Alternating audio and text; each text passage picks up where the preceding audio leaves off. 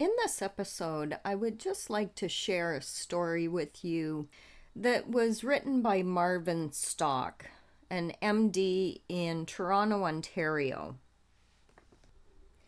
And he writes, years ago, while I was a medical student at the University of Toronto, after being virtually locked in by a dark and dirty winter, I was determined to get away, to make a complete change from all of that dirt and slush. By March, I had assessed the options, and I chose the outdoor freedom of farm life. I arranged a contract from May 15th to August 15th on a mixed farm, which happened to be in the middle of tobacco growing country. After being stuck in the dirt and the dark, what a welcome relief it was.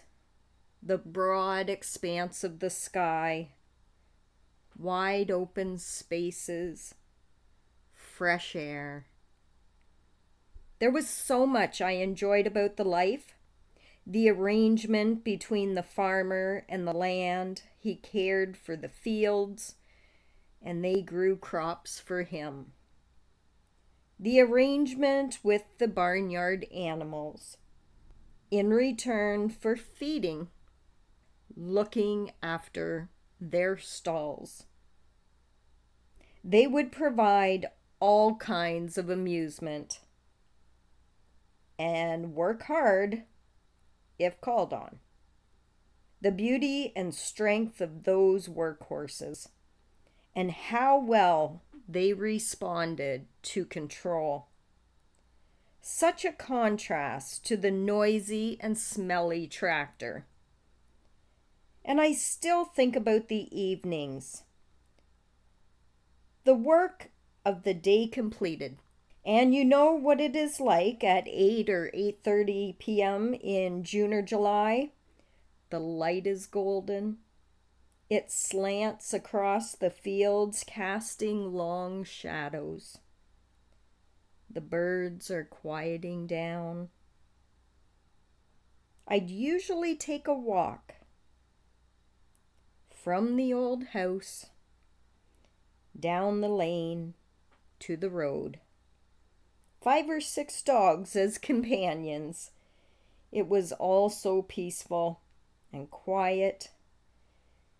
And on my right, there was a 10-acre field of wheat, made more golden by the light. I could follow the course of the breeze across the field, a constantly changing wave pattern, tilting the wheat before it, and as it did so, carrying the sound of gently rustling heads of wheat, carrying the sweet scent of the hay. Whether it was the beauty of the time or the peace and quiet, it was a golden opportunity to think about the day, the future. When the lane reached the road, I would usually turn right, prolonging the walk beside the bright golden wheat. The character of the countryside abruptly turned somber when I reached the first of the many tobacco farms in the area. Now, if one of the dogs would dash after a groundhog into the tobacco field and not return, I would have to crawl through the fence to fetch it. Walking the furrows between the tobacco plants, I observed many unexpected things. For example, the grayish stain on the leaves, the residue of the chemical sprayed to kill fungus. There were regular spraying days. When we were downwind, the spray made us gag. And 5-year-old Henrietta would always vomit. Now, the tobacco leaf is broad, so birds flying over the field inevitably spatter the leaves with the pale green of their droppings. In the slanting evening sky, there were long shadows cast by the half-eaten bodies of grasshoppers, bees, flies, caught and lying suspended in the cobwebs fastened to the tobacco leaves. I made certain they wouldn't stick to my pants by walking around them. And you know, those little drying houses called kilns? Sometimes the door was left ajar, and if the dog chase ended there, I found it unpleasant to enter because of the frightening bats were flying wildly about.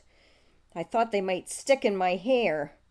Now, the tobacco leaves hanging to dry from the lines, as they age, they wrinkle and they turn yellowish brown. You can see where those bats had been sleeping, for the leaves below are streaked by yellow by their feces. No matter how much I enjoyed farm life, time passes. The day arrives where no matter how reluctant, how difficult, you do have to say goodbye and get on with life. In September, I returned to the medical school, strengthened by the experience. One of the first courses that semester was public hygiene. We were divided into groups of 10 and required to visit manufacturing facilities to check their hygienic procedures. By good luck, our group was assigned to a cigarette manufacturing factory for raiding. We learned by law 1 out of every 200 cigarettes was removed from the line and placed under a 30-power microscope. On first looking through the eyepiece, everything is murky brown. Then, if you focus, you see the cut tobacco leaf, and suddenly, with more precise focusing, you see other things, quite unexpected. Tiny bits, pale green, pale yellow. I recognize these from my experience in the summer.